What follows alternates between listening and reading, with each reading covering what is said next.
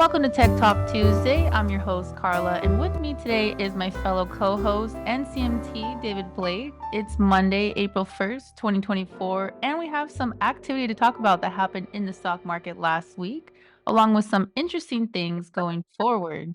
We do it mostly from a technical perspective. David, I hope that you had a great extended weekend. How are you doing today? Well, thank you.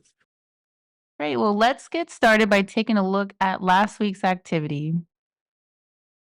Okay, well, all right, well, last week we came off the best week of the year that we had before, the Dow Jones up about 3%, but we got off to kind of a wobbly start. Started out on Monday with an investigation from the EU that the Digital Markets Act, Microsoft and Alphabet, Meta Platforms, and even Apple, they all went down. They're going to do some investigation and antitrust series with that. And then we had Tesla get hit during the week, or early in the week, as they said that shipments of new cars in China were going to be down about 30%.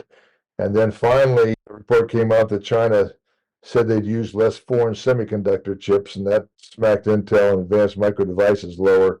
And that put some pressure on the tech sector and of course with the NASDAQ also, and that led to a two-day stumble for the major averages. But we did bounce back from that. Part of that was, as the month was ending, you get a lot of what we call window dressing, and that's where the hedge funds and professionals start to move, buy and sell stocks. They don't, when their statements come out, they don't want their clients to see that they didn't own certain stocks, and they want to get some of their losers out of there. So we call that window dressing. That makes their quarterly statements look a little bit better if you're a holder in there. So we did get a big run in that. S&P 500, the NYSE jumped to a new all-time high, which again we saw some broadening out of the rally. See, it was kind of a little bit more defensive though. We had utilities, energy, healthcare, and REITs outperformed, and the growth sectors, technology, consumer discretionary, communication services, they lagged the broader market. As you're starting to see continuing to see this rotation out of some of these high-tech superstars that have just gone up for the last 6 months. They're getting stretched in here where you have to start thinking, well, what are we going to do, especially if rates don't start getting cut. So that was something that we wanted to watch on.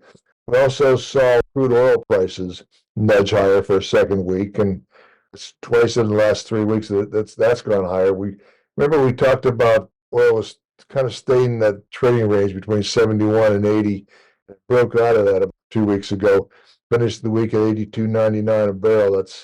That means it's up 14% for the quarter, and for the month, energy again was the top sector in March. So that's something to kind of watch on. I heard this morning that people are starting to think that maybe China is going to again try to stimulate their economy. That could be part of the reason why crude oil keeps bumping up. Plus Russia again, so they're going to cut production. We also had the U.S. dollar hit a new 52-week high. That's usually not real good for stocks. We'd like to see a lower dollar, especially on the internationals. And we also saw gold end the quarter and the week at an all-time high, $22.41.40 an ounce. And again, it's up again today, making another new high. So this is kind of an everything rally type of stock market that we see right now. At the end of the week, it was kind of mixed. We did see the S&P 500, the Dow Jones, end the week at all-time highs. They were up for a second week in a row. The NASDAQ was just barely down, but it was down for the third week over the last 4, which is causing a little bit of problems here for the market. Okay, and how is the technical condition of the market doing? Now, the technical condition of the market, we're still fine. One of the things that we did see the S&P equal weight index make a new high, which is something we want to see. That again confirms the fact that we're seeing a broadening out of the market. Before that, we've looked at charts on this Tech Talk where we compared what the S&P 500 was doing versus the S&P equal weight, and how the S&P 500 had outperformed the equal weight index by quite a bit this last month or so. So that's good that's making a new high.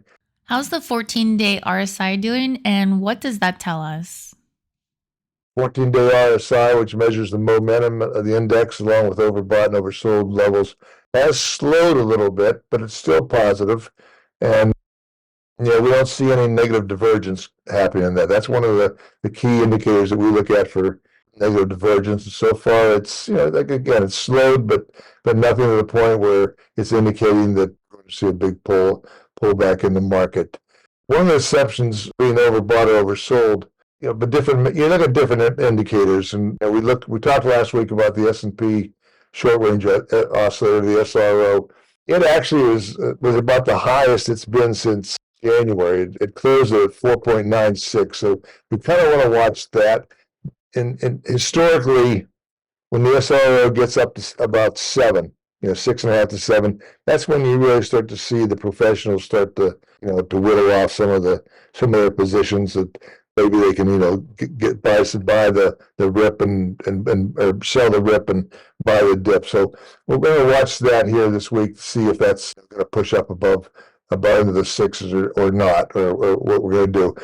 And I do definitely love the S&P oscillator, and you can check that out at MarketEdge.com for more information. And so, David, how else can we know if the market is overbought or oversold? Now, some other ways that we can look at whether the market's overbought or oversold. We look at how far the S&P 500 is trading above or below its 200-day moving average.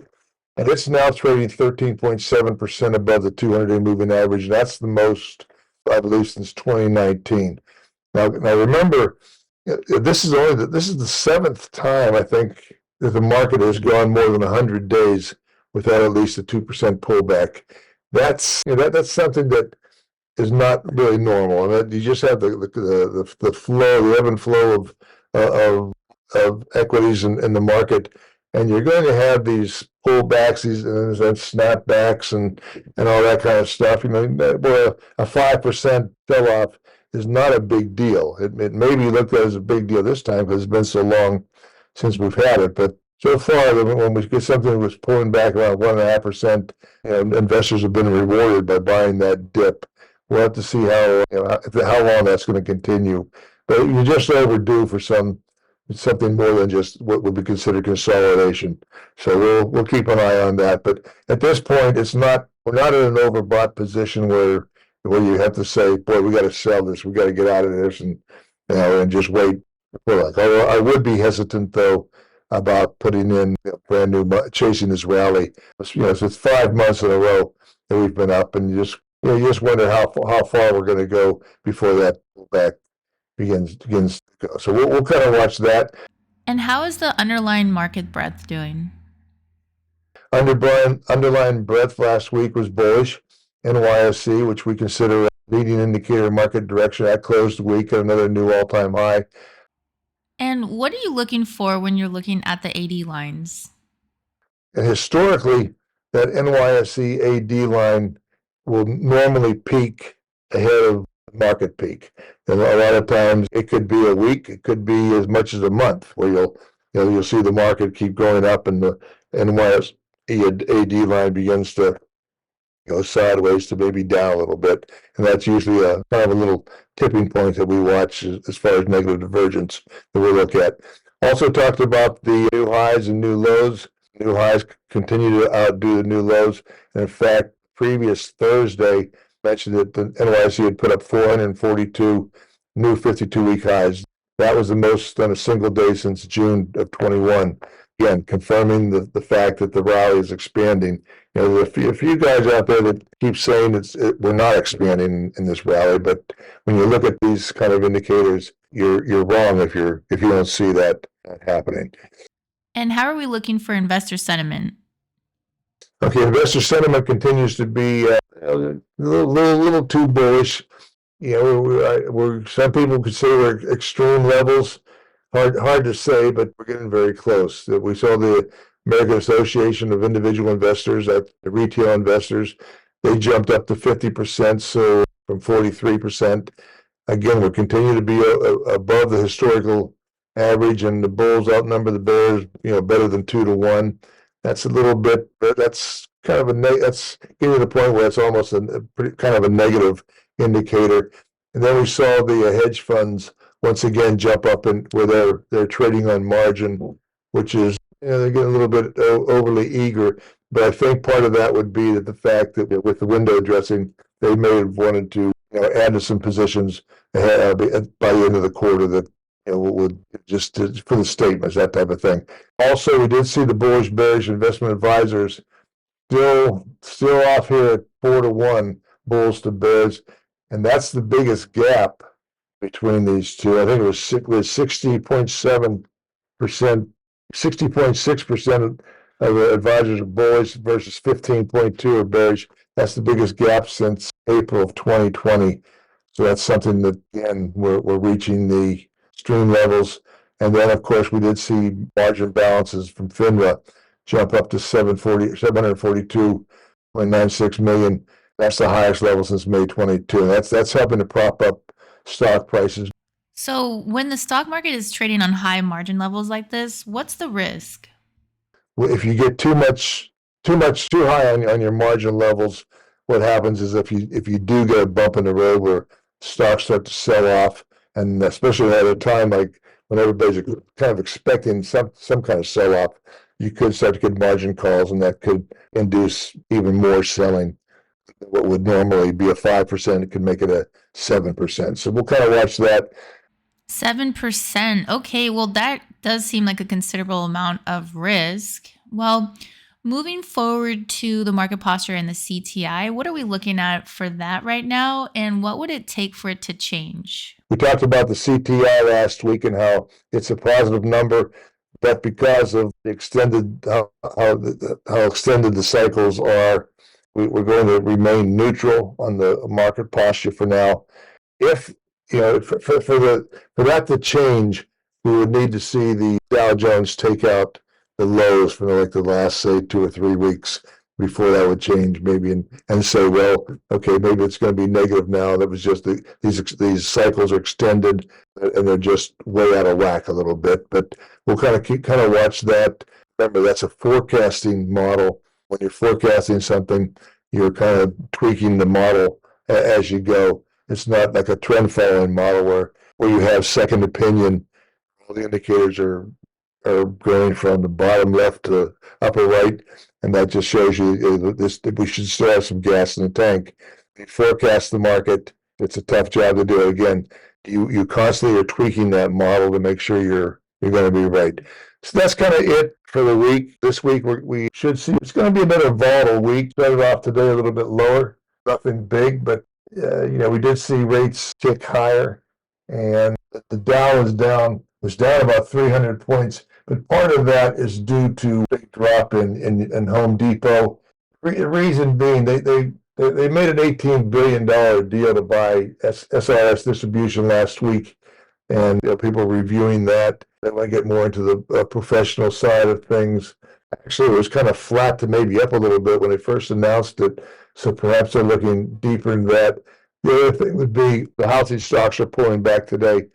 And I never really understand this, because when the housing stocks go down, Home Depot goes down also. And they say, it seems to me that if the housing stocks were going lower, people were staying in their houses longer, they'd be fixing them up, and Home Depot would benefit from that.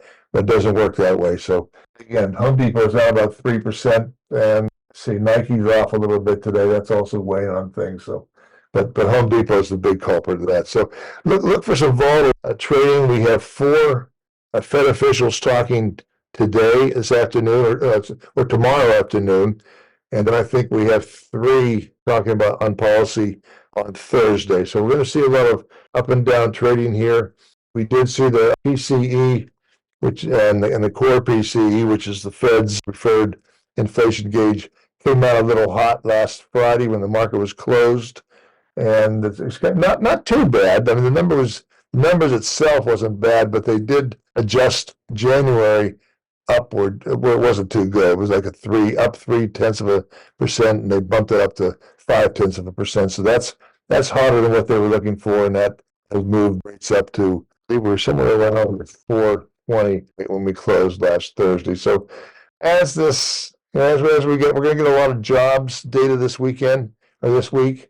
If the Fed is going to be slower on the rate cuts, that probably you're going to start to probably see more focus again on the jobs reports, because the longer they take before they start cutting rates, the more likelihood of the economy slowing down to the point where we could start talking about a recession again. So kind of keep an eye on rates this week and listen to what the Fed officials are talking about as we get these jobs numbers, because I believe that they'll start to become more important the longer they're going to push out a rate cut. Okay, so as you mentioned, the PCE report that came out on Friday could cause some volatility in the market. What was so bad in that report, and does this still mean higher for longer? I think it does. It's still going to take more data, and of course, they'll look at the jobs data again this week, especially the government one on Friday. They don't want to see it going up too high, but they also want to see it all of a sudden start to see no jobs being created or initial jobless claims